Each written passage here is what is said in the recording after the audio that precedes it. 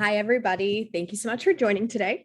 I'm Marley DeFruscio. I'm actually the Director of Operations for Level Up EQ and also the operational side of these webinars and events. And now I am going to introduce our moderator today, Marla Skibbins. So Marla is the fearless founder of Level Up EQ. She is a master certified executive coach, a senior faculty member at the Coaches Training Institute, and she's been training, coaching, and facilitating for over 2 decades all over the world. She specializes with executive coaches and teams in tech and biotech companies. And when she's not rallying our war cry throughout Level Up EQ, you can find her taking a walk with her beloveds, rock climbing, and being an all-around awesome human being. So Marla, I'm going to let you take it away. Thank you, Marley. I really appreciate it. It always makes me laugh when I hear you introduce me the way that you do. I love it. And I want to thank you so much, and Nicole as well, for all of the logistics that you juggle, but also the love in which you do it with, because it does take both love and logistics to make things like this happen. So thank you. And I know I say that every time, but I truly mean it from my heart every time, because I know that it takes a lot to do this. And I want to say thank you for being here and being a part of Level Up EQ's vision, which we are here to help organizations transform and to unleash the magic of human potential. And I think it's such a, I won't say bumpy right now, but it's a wavy ride, the way the world is and the way work is going, and that it feels like change. And so I'm so grateful to have our beautiful people that are here, both to talk, Jessica and Sid, but also the folks that are listening and those that will be listening later, because this is really an important conversation. So I'm going to say this is a very casual conversation, that we will be all off mute and talking and riffing off one another. And your questions are gonna matter, so that we have great things to talk about that you want to think about with our panelists. So please be sure to put in your questions either in the Q&A, or you can private message Marley, and we will make sure and address those. We'll also have poll, she just launched it, so please be sure you fill that out. So I am going to let our wonderful panelists introduce themselves, because they know themselves best. And I'm going to start with Jessica. Hi, everyone. I am Jessica Adams. I've been lucky enough to be in the HR field for 20 plus years now. Have started my career working in Fortune 500 organizations. About 10 years ago, made the switch to tech, and have been really pleased being at the forefront of working at a technology organization. Being in technology, also went to school to learn how to be a developer as well, so I could talk the talk and walk the walk. And I'm sure, like the rest of you, have had a lot of new challenges presented over the last 2.5 years, and have been lucky to be able to look at some of those challenges as great ways to learn new things and try and implement. So happy to be on this panel to chat about that today. I do not rock climb like Marla, but I do have 3 kids that I love to spend time with. And we do a lot of soccer, and we also like to do a lot of cooking. So that is what I do when I am not doing HR. So thank you for having me. And I guess, Sid, can I pass it on to you? Pass it on. Absolutely. Nice to meet you, Jessica. Thanks, Marla. So my name is Sid Nayar. I've been in tech most of my life, but on the non-tech part of tech and not in HR. So I've done a lot of business transformation roles in my life. I'm super excited about the role that I'm doing right now, which is really focused on the people side of change. I completely agree with you. It's a fascinating time that we have. And I have a bias of looking at everything from a very much of a learner's mindset, and I look at it as a great learning. Every day we are learning, and I am convinced nobody has the right answers. And so I'm really curious to kind of learn from each of those experiences, have this dialogue. The last thing I'll say, I need to put this disclaimer out. Anything I share here is really sort of my perspective, not what the company's necessarily doing. And personally, we have 2 kids. I have a newborn, so I'm a little slow. I have a good Well, excuse for that. And then the last thing I would say is I am not a mountaineer, but I'm a trekker. So I find different ways to get on top of the mountains, but I'm not bold enough to go down the rope path. So excited to be here. Thank you so much. Lovely. Welcome, you two. So appreciating you're here. Well, so let's jump in with the first question. So what would you say, and again, please keep yourselves off mute and just riff and interrupt, not necessarily interrupt, but, play with each other here. So what would you say are the challenges you are facing now? Because there's the new now. What are you experiencing? Sid, you go. Yeah. I think it's interesting. I think my answer may be a little different like 2 months ago. Exactly. Right. So I think as, even though some people keep calling the endemic, I think we're still in the pandemic, but as things are sort of, getting to the new normal, I think people are trying to figure out what does this new normal look like? What does the hybrid work look like?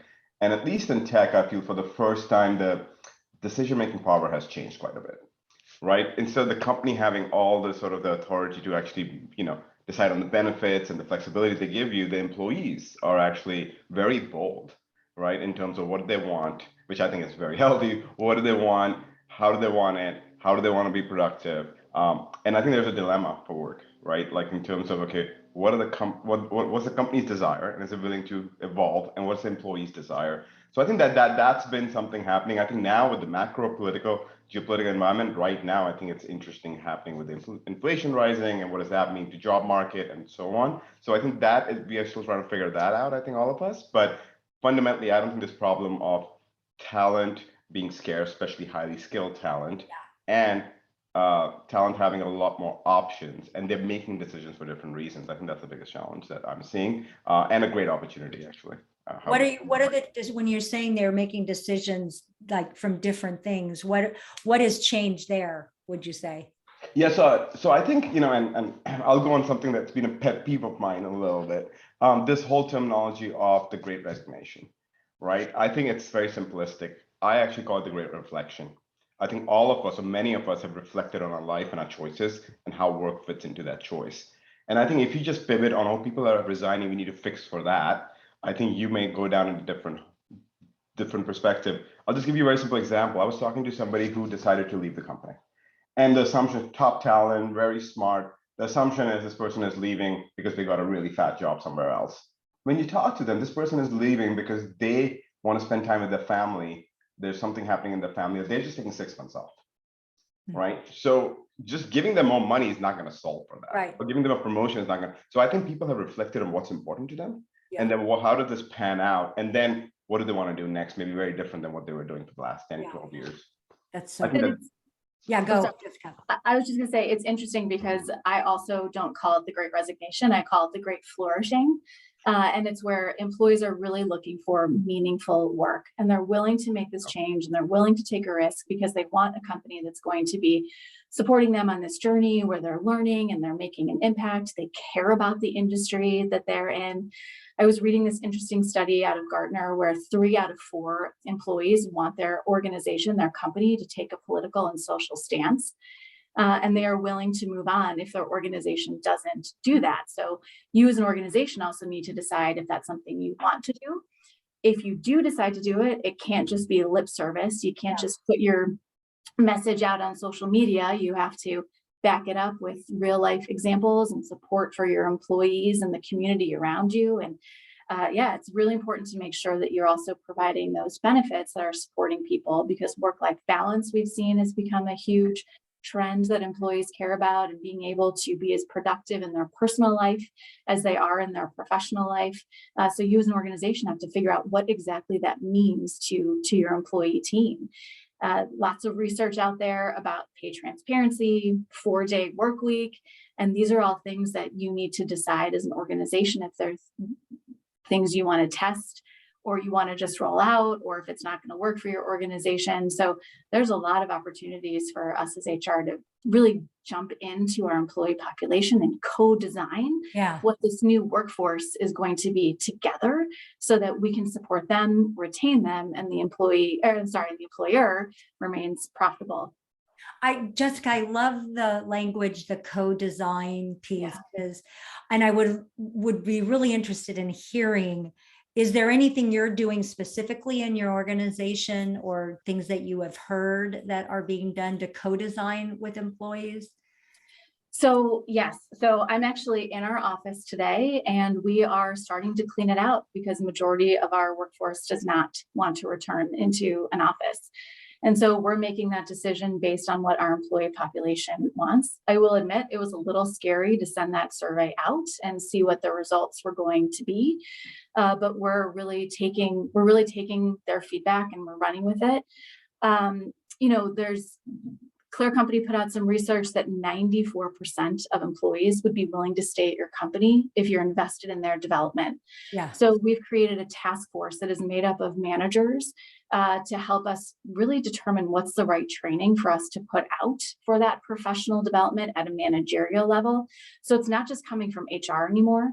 And what's nice about that is that you're getting additional support, you're getting additional thoughts, but if the training is not a great one, it's no longer, well, HR sent us to this horrible training. It's this whole task force thought it would be important and here's why. And we're finding that when we put training out, we're not following up with a lot of people to say, hey, this training's due, make sure you do it. The managers are really invested in making sure that their team is going through this training, they're building and carving time out as a department to get it done. They're talking about it in small groups.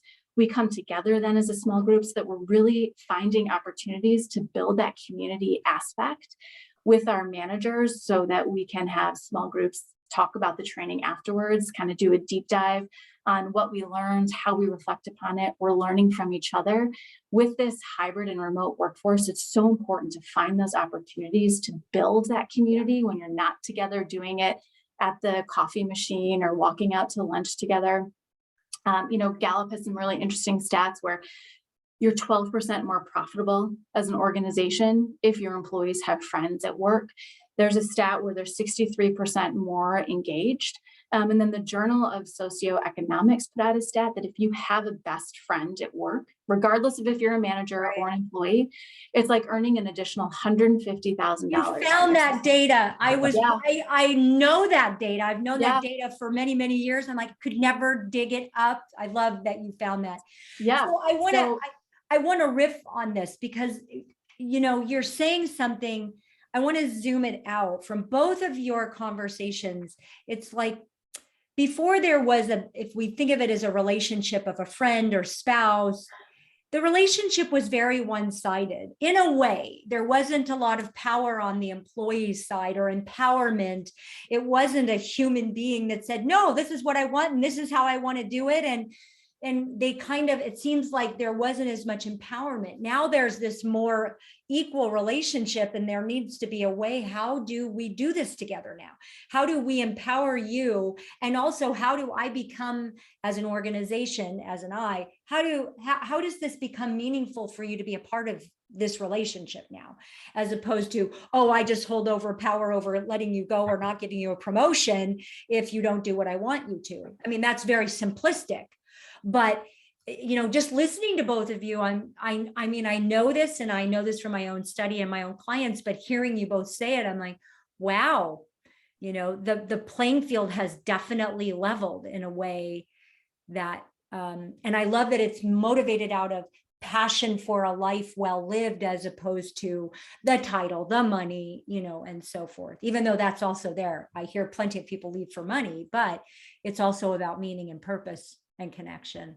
One thing I want to maybe build on a comment, Jessica, you made about Gartner, right? And I'll bring a different perspective. So I roll under finance. I'm not in HR. And I'll bring that back into this conversation as well. But I was at a Gartner conversation and the keynote speaker said, and it was a finance conversation, and they said, equality and equity are now fiduciary responsibilities of the CFO.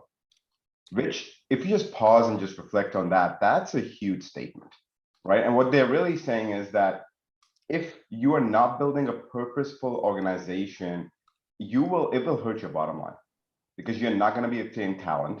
And the second part of that is, I think that you hinted on this, Jessica, as well, is don't just say it. It's actually worse to say it and not do anything. If you're not going to do anything, don't say it.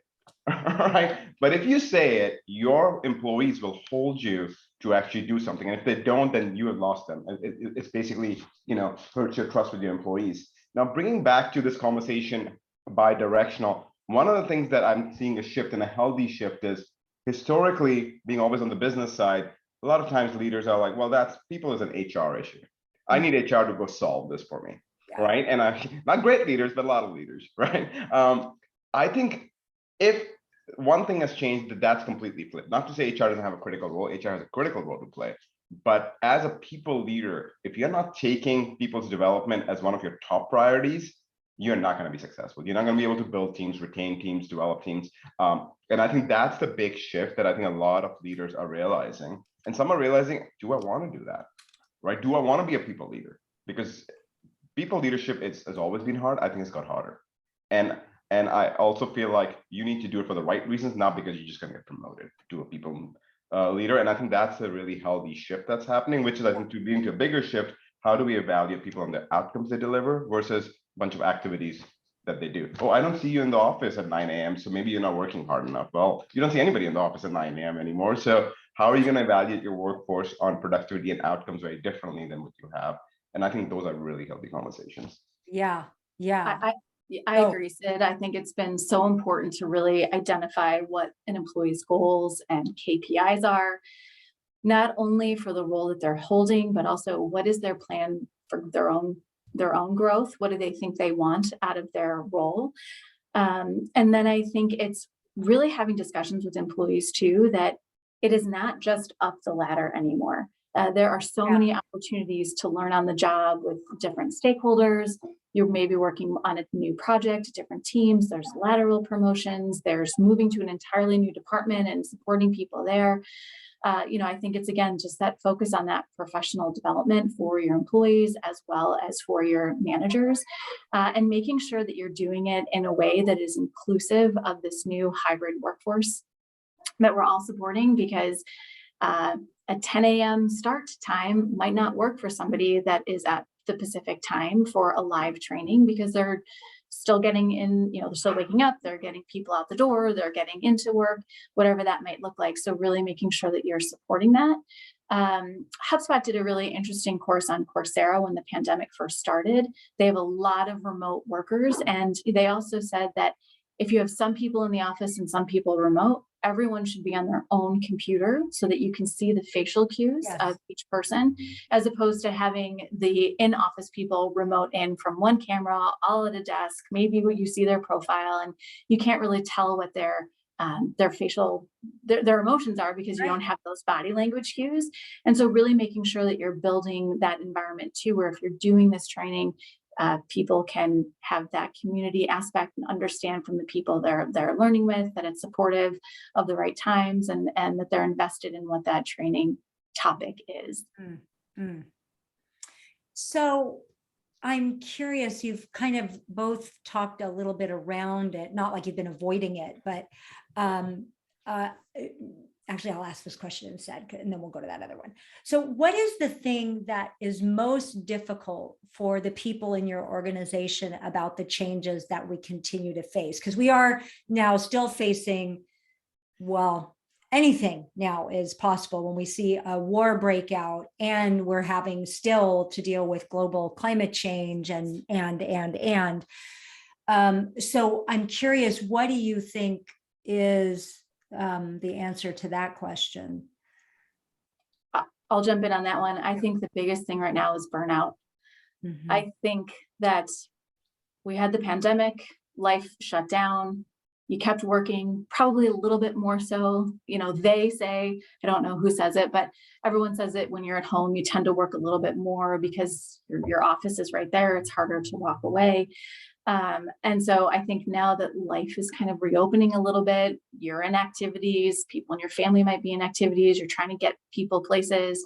I think it's just made that balance of getting the work done, even if it hasn't really changed, a little bit more difficult. Mm-hmm. So I think it's really making sure that you're focusing on wellness. I think the other piece is you're at home, so maybe you're up a little bit less. So sitting has become the new smoking. So we all were doing Harvard Medical, I think, said that. Yeah. Right. Yeah. And so just making sure that you're building in a wellness program that supports your team, and whether it's a stipend for people to buy stand-up desks, or it's requiring some meetings be outside where you're all walking. Now, obviously that doesn't work in every, every state or location, because the weather might not be great, but still making that and encouraging that of your teammates is super, super important. So I think it's figuring out how you can support this feeling of burnout amongst all of your employees. And I want to just I'll just- I want to add to that, and then no, Sid, you go, and then I'll add. Yeah, no, I was just going to add a couple of things. I think I look at two ways. One, I think similar to the burnout, I think, this concept of change, right? And change management, I think is out of the window. There is no managing change anymore. Even the change resiliency, I think, is getting stretched. I think that one of the challenges is just change saturation. People have had it. Like, and this is, work is one component. What's happening geopolitically, if you just look at in the last 2 years, if you just click on any news channel, I don't care which one you look at, it isn't going to have some sort of level of impact on your psyche. And then you look at, what's happening at work, what's happening, in your families.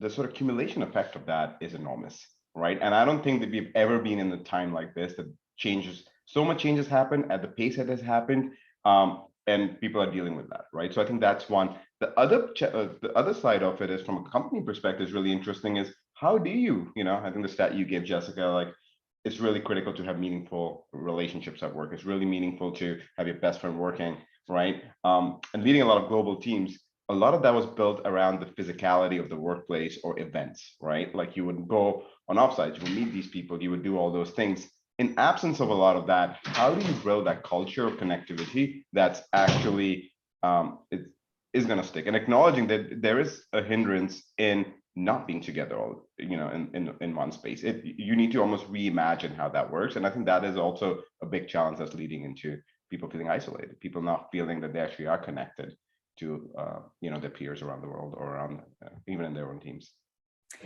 Yeah, and I'd love for you to speak on, because I'm listening to all that you are both saying, and it's like, yes, yes, yes, burnout, yes, change, yes, all that. And I think you said a little bit, Sid, about saturation, but there's also a deficit, because we're going, oh, it's over now, yay. No, actually, we have all this pent up stress that we've experienced, a huge, stressful, upsetting, life-changing event for 2 years, right? So it isn't like, oh, we're done now. Now we have to actually, it isn't burnout. It's, I don't know what you call it when you have this, negative in the account of well-being to try to bring up to somewhere. So, I think I'm curious how you might be dealing with, like, oh, we're supposed to be normal. It's supposed to be, we're back. Like, you hear people going, oh, we're in the, it's over. No, we still have 2 years and 2.5 years now to recover from. Yeah. And I'm wondering what your thinking is there, or if that resonates with you or sounds like a strange idea. It's almost like, how do you deal with the PTSD we all have gone through over the last 2 years? Exactly. And how do you, organizationally, cure for that? I'm not a psychologist. I don't know if I'm going to go there, but what I would say is, it starts with not pretending you have all the answers. It's actually bringing people in the conversation, right? And starting as leaders to say, we actually don't know. Actually, nobody knows, but we want to hear where you are as an organization, and what this new reality looks for you, and what will work for you, and what's the new culture we want to build together, right? So I think it's really building that foundation for open dialogue, knowing variables are outside of control, some variables are outside of control, and things are continuing to evolve. I think you can bring people in. It's the same philosophy I have when you deliver bad news to the organization. Most people will respect if you're authentic, real, and transparent. Yes. Bullshitting them, right? So saying that, hey, I don't have all the answers, or we don't have all the answers, but these are things we want to solve for. How do we bring you into this? And what's the right way of bringing you into this? And kind of getting in that truly co-create model. I think that's the starting point. The tactics will follow if you can build the right foundation to start engaging. Mm-hmm. Mm-hmm. Yeah, and I think, Sid, that's all awesome. And what I would just add to that is we've been really intentional with trying to build human relationships. So it's something as simple as we added donut chats to our Slack channels where you get matched automatically with someone where you can chit chat and just learn a little bit more about them. We do some icebreaker polls to the team. We do fun get to know yous on our all team meetings, which happen every other week, and really trying to figure out what is something that's going to get people talking casually versus just a yes or a no, a yes or a no answer. And then what really resonated with me, Sid, that you talked about is transparency. And so one of the things we've been doing as an organization is working really hard to be transparent as a leadership team. But we did our annual employee survey. We do pulse checks every week as well, but we do a deeper dive. And this year we made it not anonymous.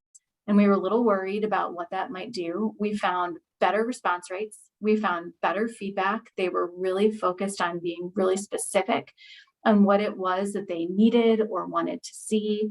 And we've been able to make better changes because we're guessing, or we're not trying to follow up from an anonymous survey or trying to decipher what this means. So it's been transparency all around the organization. And we used to have this anonymous Q&A, and now we say, if you're really uncomfortable, tell your manager, and your manager can ask during the town hall meetings. But we want to be able to follow up with you directly if we don't fully understand your question. And again, I've been so impressed by our team that's really stepped up to the plate, and they're not hiding. They're telling us exactly what it is they want to see. And I think part of that is because we're also not afraid to hear that feedback and take it and then make a change. And so you're going to have some small wins there if you decide to implement this, so that your team sees that you're serious about wanting to hear their feedback and then stop doing, start doing, or, amend something that's going to make your employee team feel that they're being heard and listened to. I love that because, and you're right, you need a few wins so they can start to trust that that's going to happen. But when that's a real relationship. I'm going to tell you how I feel. I'm going to respond to that. We're working together to be in a true relationship and not just, have a pulse and nothing happens, have a town hall and nothing happens. No, we're really listening. And I think that then I know employees want to be a part of something that's great and a team that is great. And a team can't be great if we aren't communicating. Even at that level, right? So, and that they are listening and responding is huge, I think. So I want to stop for a moment and go, Marley, I think I've passed by some of the poll questions. So we were just so having fun riffing on, so catch us up. So a couple of things that I just think that'll be important to touch on would be around like how companies in general, or how folks are perceiving their companies are handling change. And then also a little bit around work-life balance. So it looks like overall, we've got 44% of folks say that their companies are handling change slightly well, not quite like doing extremely well with it, but they're doing better than okay, which is good to hear, especially with the continuing changing environment that we're in. They're going to have to keep responding to that change. And then also around work-life balance, most people, 56%, are saying that they have a good work-life balance, but it's not quite excellent. And if we were to follow up with the second most popular answer, it'd be fair at 22%, which I think kind of also coincides with this concept of burnout, and that a lot of folks are experiencing burnout, which means that there's not a good work-life balance. Mhm. Yeah. Anything you want to say, you two, about those answers? We've been working with our managers to really identify with their teammates, their direct reports, a little bit more about what makes them tick. So we use 15.5, and they have this whole about us section. And it is as simple as kind of what's my favorite food, to how do I like to have feedback, or when I'm stressed, I act like this. And we're really working on getting that out to all of our teammates so that a manager can understand when a teammate is stressed and reach out and say, what's going on, personal, professional, how can I help? So that employees can have a little bit better understanding into their managers as well. Because, we all know that employees leave bad managers, not necessarily companies. So we want to be able to provide that insight, insight for them. So really trying to take a minute to, I guess that also touches on building that relationship, but also providing that insight into someone's psyche has been really, really helpful. And I started down this tangent and I was going to go somewhere else and I forgot where I was going to go. So Sid, maybe I'll let you You're go. on. I'll I jump love in. Sounds good. I'll add a couple of things from a company perspective and then maybe a couple of things from my team.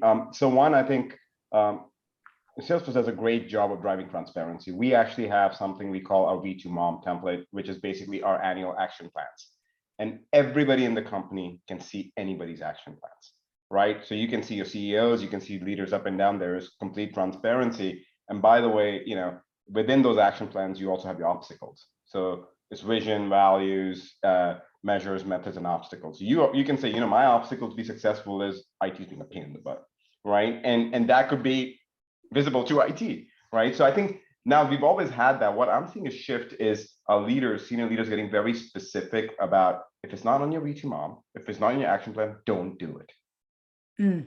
Don't do it. And if somebody's asking you to do it, you better ask them, okay, what's getting replaced? So I think prioritization is becoming very, very big, because when we talk about, change saturation and wellness and burnout, a big part of that is just so much uncertainty. And I think one thing that leaders can do is provide level of certainty in things they control. And what they control is prioritization of what's really important and what's just a bunch of, stuff that you noise. just, Right. So I think that's a healthy change I am seeing. The other one, I think we have some wonderful resource from our HR teams, right? Where we have, for example, a lot of tools to build some authentic relationships. And I'll just give an example from my team. We have something we call a life map. And I had an offsite with my team. Finally, after 2 years, I got to meet a few of them. And we got together and basically you draw a life map of your life. Like what were the pivotal moments in your life? And you actually draw it out. And whatever you want to share. And, for like 5-10 minutes, you actually talk about those.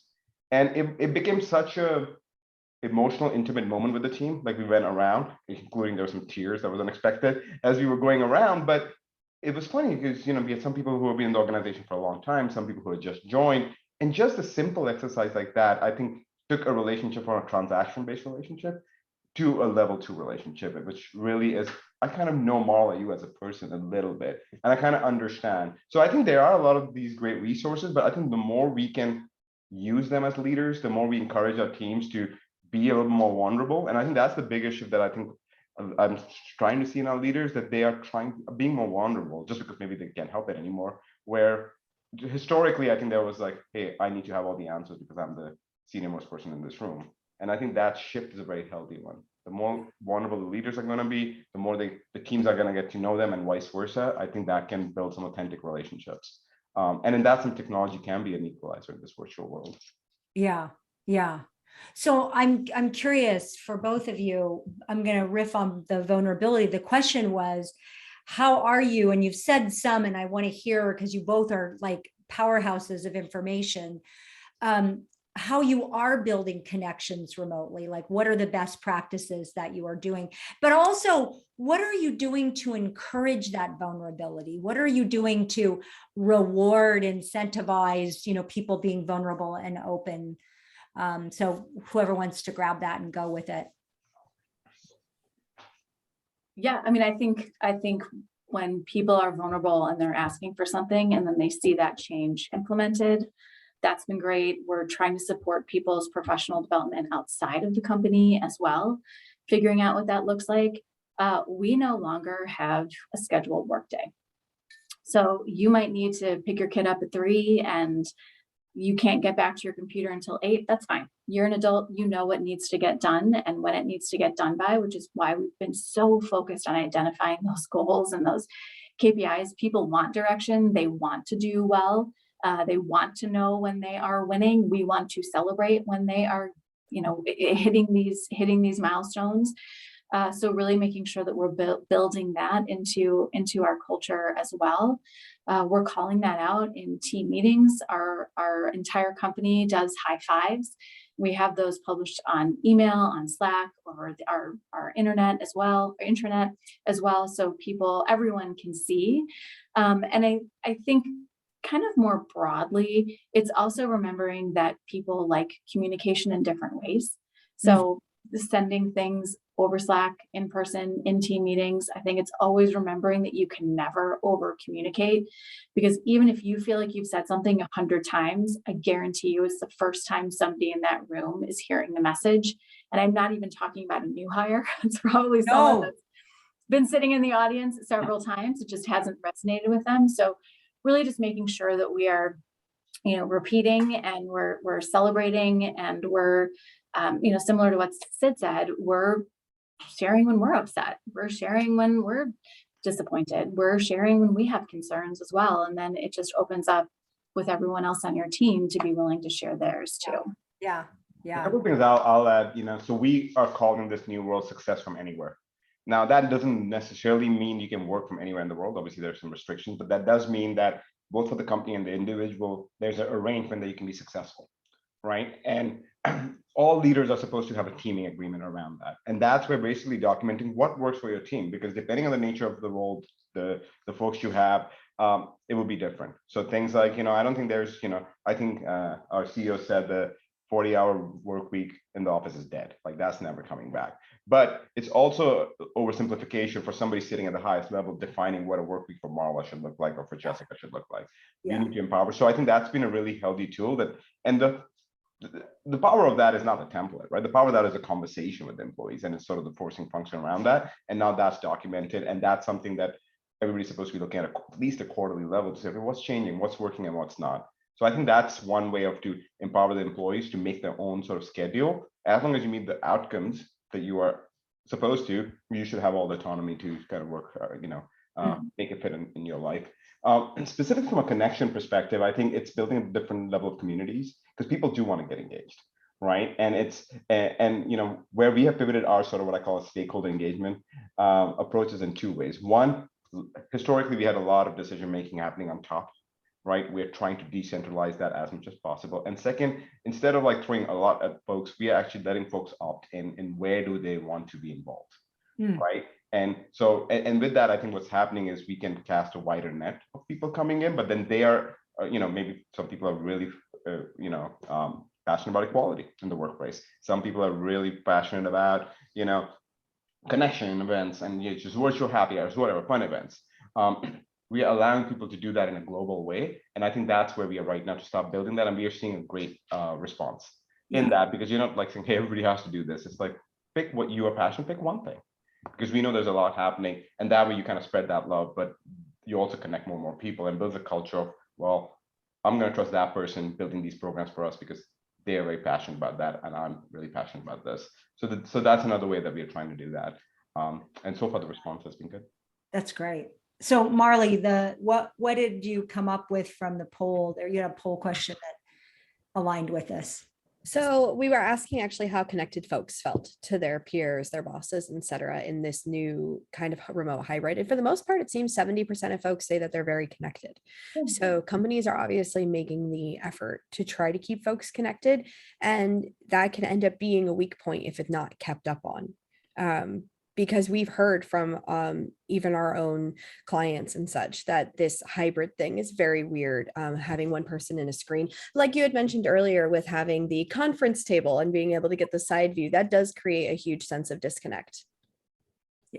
Yeah. I think that's going to be, in terms of equity and so forth, we're really going to have to continue to be paying attention to that, because it would be very easy to let that person disappear, whoever that person is, on the laptop or whatever. So here's another question for you. And again, you have all been pointing to what my question is asking. So it might be, if you were going to pick your top 3 favorites of these, or the ones that you haven't mentioned that you really, really want people to take away as best practices, it's what systems, programs, and initiatives have you put in place to manage and thrive through change? Because you have been talking about that all along.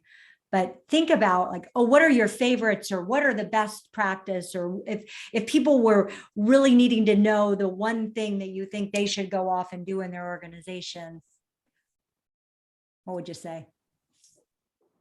So we've been really focused on wellness And so we have built our wellness program with 5 different pillars. So it's your financial, mental, physical, social, and community health. And so we do events that touch on that at least once per quarter. So as Sid said, and we have a task force that's made up of employees that are really passionate about maybe, the mental health aspect. And we have some that really want to plan the social fun things. So it's all built on task forces. I think so. That would be one, and building out what that looks like in your organization. One quick plug: everyone on our HR team also became mental health first aid responders. So there is a free program where you can register to do that. It's 2 days. There is some homework, but it is a great way to be able to identify proactively burnout or concerns and be able to be a resource for managers that might be feeling like they're a little out of their league on what to do there. I would say the other piece, the second thing is really continuing that focus on DE&I. So really understanding what your commitment is as an organization, putting your money where your mouth is, putting your focus on building a team that is as diverse as the world around us. And there's a lot of things that make up diversity.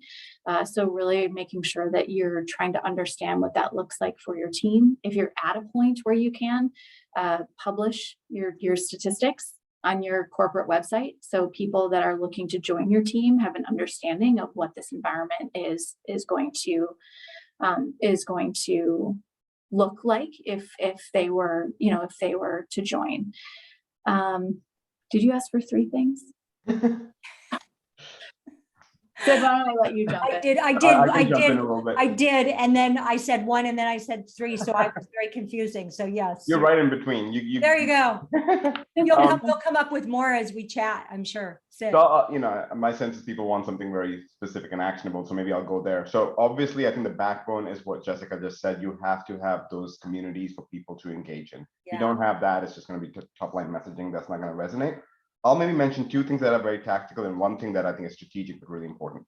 So one thing that we've done, obviously, we are big adopters of Slack. We own Slack now, and we also are driving a culture of Slack first, right? So, which is trying to reduce the usage of emails, but also just meetings.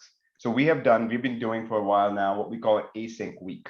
And what that really means is it's not saying no meeting week, but minimize your meetings and use Slack as a way to interact with each other. And we've been coordinating that with other functions in the organization as much as possible. So not just finance. So we know IT is not going to be doing a bunch of like Steerco meetings at that time. And that's, initially people were a little resistant to that, but now, after 2-3 times doing that, that's really been received well. Like the last survey results were really good. So that's one. Second thing we've been doing through the pandemic and continuing doing is wellness days once a month. So Hall of Finance is off once a month, and every Friday at the same time. At the same time. It's not month end, but it's at the same time that agreed on. So, and for this year, we agreed it before going in the year. We basically published a calendar and saying these are the months, so you can plan. You have 3-day weekend coming up every month. So do what you want to do. And then every Friday we have half a day. So after 12 o'clock, you don't have any meetings, right? Now 90% of the time people stick to that, but again, it gives people permission to step away. The other thing that I think is really healthy is, like I've talked about, the We Too Mom process. What it's a strategic thing, but it's so important to do. All these initiatives that we are saying, we actually started putting this on leaders' action plans. So it's in their goals. It can't just be in HR's goals or my goals, or so that's the big switch that I'm seeing. And then the message is you need to cascade this down. So if you need to drive a wellness score of, by 5% of whatever that is, that needs to be replicated in your team. Your team can go above and beyond, but they cannot go behind, right? And I think that's a switch that's happening where leaders are like, they're getting a lot more vocal with their ideas because now they're kind of on the hook of that. And I think that's a nice shift that if you can influence that, I think that goes a long way, because most behavior, tends to respond to incentives from my experience. Yeah. Those are that's perfect, because we do the same too. And we have it even as practical as if someone on your team gets a high five, at a minimum, like it, and even better, leave a comment. You have to attend those wellness activities that we talked about. We want you to attend at least one per quarter, because if your employees see that you're there, then they feel comfortable taking time off to go as well. Really making sure that those one-on-ones are happening, because that's an opportunity for the employee to talk about what they need, where they lead that meeting. And so you want to make sure that your managers are supporting your employees by attending those and being prepared to support that. We're looking at what managers are providing promotional or lateral or developmental opportunities to their team as well, and really sharing that data back with the workforce. So I think it's really drilling down into that data is super important. I do think that it's a stat that a lot of HR people focus on is what's the retention rate of your team. Sometimes I think that's a vanity metric, and it's okay to let people leave if they're not the right fit, and don't worry about what that's going to do to your tenure, what that's going to do to, again, that retention metric. Just making sure that they're in the right environment. We're taking those recruiting scorecards and we're building upon those. So for every new hire, we're reviewing that in 6 months, we're reviewing that in a year, and we're doing that for all the employees on our team as well. So we know what skills specifically they need to be focusing on and where they stack up on that. And I think the third thing that I was going to say that I forgot, that I'll just throw out there now, is this new workforce all these new people that are joining the workforce, this youngest generation, they're really focused on not only the DE&I aspect, but also how we're helping the environment. So really looking at exploring if you can be carbon neutral, if you can't be carbon neutral, because we just became carbon neutral this last year. It's a big time investment. Yeah. There's ways to be impacting the environment. So before the pandemic, we were donating leftover food. We were, what is that term where you put all your garbage in a spot and then you make it into dirt? We were Composting. Composting. Thank you. We haven't been doing it for a while. I forgot. But we were composting when we were in the office. And our team really got behind that. And, there are elements of composting that can be kind of gross sometimes, but our team is so excited that we were doing it that they wanted to focus on that. There's ways to ship packages that are carbon neutral. So there's smaller things you can do to also be helping the environment that I think a lot of people, no matter what their generation is, can get behind that as well.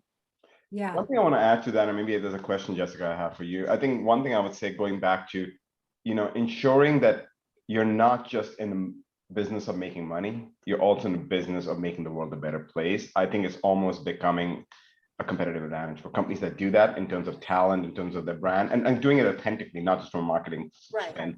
And that's one reason that I love being where I am, because that's been so much of the ethos of the company. I have a flip question to the question that I know came in terms of what are we doing for the employees, and we talked a lot about leaders need to do X, Y, Z. I also have a lot of empathy for leaders, and especially in this time. There's leadership is hard. It's always been hard, and it's getting harder.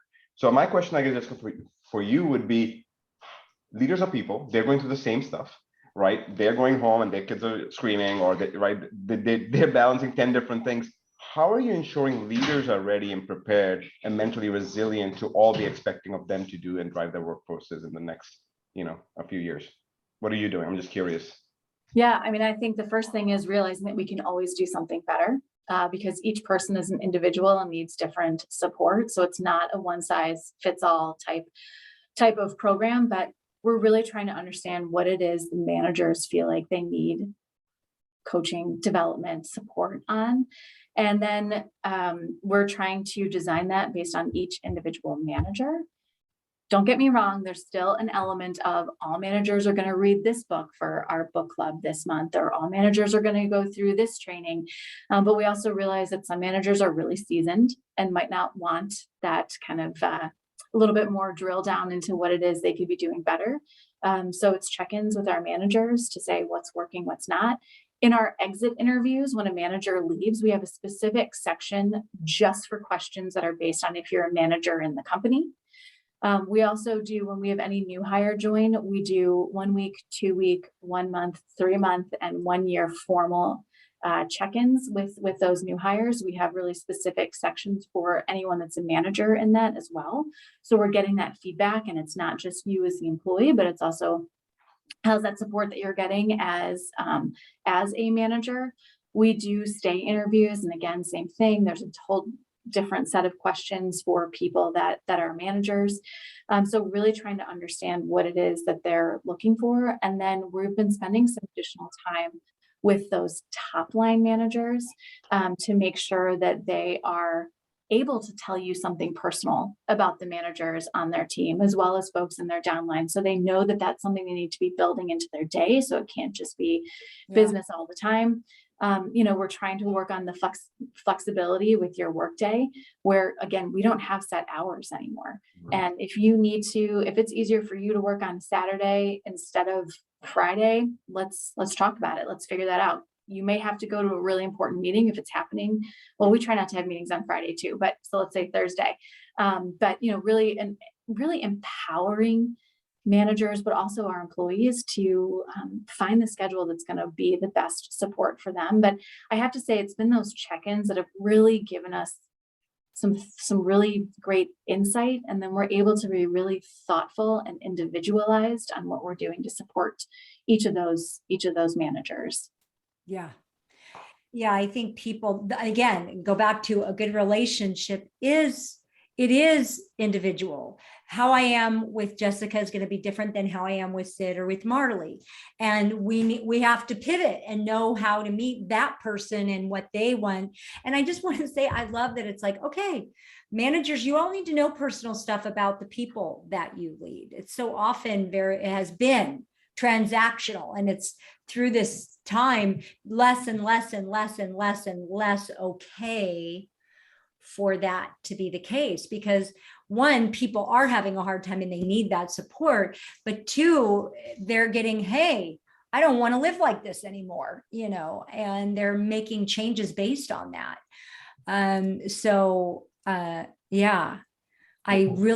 were we going to say, Sid? One thing I'll just in spirit of sharing tactics, right? One thing that I've been doing for a while, just with my team, and continue to do when I came to Salesforce, is a wellness check-in in every staff meeting.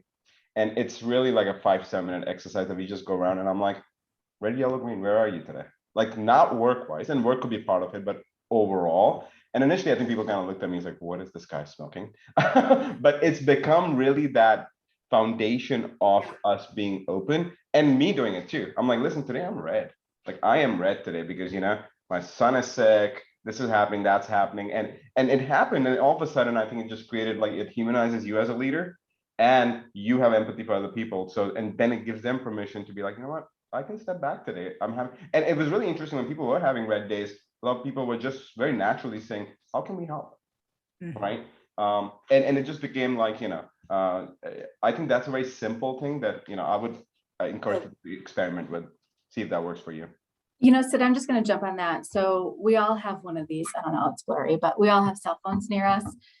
One of the things that I love to do in any meeting that I'm in, whether it's with my HR team or task forces that I'm meeting in, is I will say, everyone find a picture of the beach. And then everyone goes to their phone and quickly finds a picture of the beach, or it could be by a tree, it could be with an animal, it could be with the snow. And people are so excited to share their photos and then tell the story behind it. And it's a really organic way to also get to know someone. And then you also have that visual. A lot of people are visual learners to say, oh my gosh, I remember your dog. How is your dog doing now that it's finally nice out? Or, I saw your child skiing. How are they doing? And you have something to go along with the words. And a lot of people have really enjoyed that little icebreaker with each other. Well, and I'm going to wrap us up, but I want to underline again so much of what you've both been saying. And I want to go back to Jessica. You're reminding us of that great stat that having a friend at work is worth $100,000 raise, right? So imagine all these little points of contact, of love, of, oh, I got to see a picture of your dog, where we're building not just one good friend at work. We're creating a manager that is a good partner and, dare I say, friend, that people around you care and say, oh, you're red today, how can we help? I mean, it literally kind of brings tears to my eyes to think that people are getting loved at work. And I am like willing to say now, many years ago, I got told never say love in the work context. It was but it is a 4-letter word, but it's a leadership competency now that is crucial from the strategy of the organization all the way down to the tactics that, everybody uses with one another. And you've been both a wealth of how do we, what I'm taking away is how do we really, no kidding, connect on a day-to-day basis? How do we meet the relationship and be real in a relationship instead of a unilateral contract, a unilateral contract? And then how do we live into our purpose? And how does the organization have a true, authentic purpose or authentic values around making a difference in the world and inviting people to come along?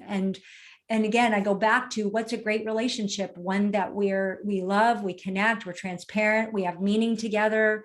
And I'll follow an organization anywhere that wants to do that. And I think you're both pointing to, you're going to make the relationships with people where they want to stay in relationship. And yes, right, people will leave, but they will be there and purposeful for the time that they are. So I want to thank you both, Sid and Jessica, for your brilliance, your data, your tips, your strategies and your tactics for really trying to weather what is no longer this thing, but is an ongoing wave that will continue probably for our lifetimes, in how the changes will be. And for you folks listening, thank you for your kind attention and your questions and your comments, and for attending. And for those listening, again, if you have questions of us, please feel free to email us. And I want to invite you all to, this is in how to connect with your team and how to understand others. We're going to be doing an Enneagram workshop. And if you're wondering, what the heck is Enneagram? I've been hearing all about it. Come to our workshop, because we will be talking about the value of understanding the Enneagram and understanding the Enneagram of your team. And our next event will be on June 15th, which will be working in the area of diverse experience and having a conversation about that. And again, I want to thank you both, Jessica and Sid and Marley and Nicole, for making this event happen and for being the beautiful, radiant people that you are, in making good stuff happen in the world. Just very, very grateful for you, and for sharing your wisdom with us today. Thank on you, that, Marla. Yeah, you thank are you for having so, us. It was a wonderful conversation. you are so welcome. I'm a green now. I'm a green. So be well. I'll give you a few minutes to make your pivot to the next thing. Thank you so much and have a great rest of the day. Thank you all. Bye.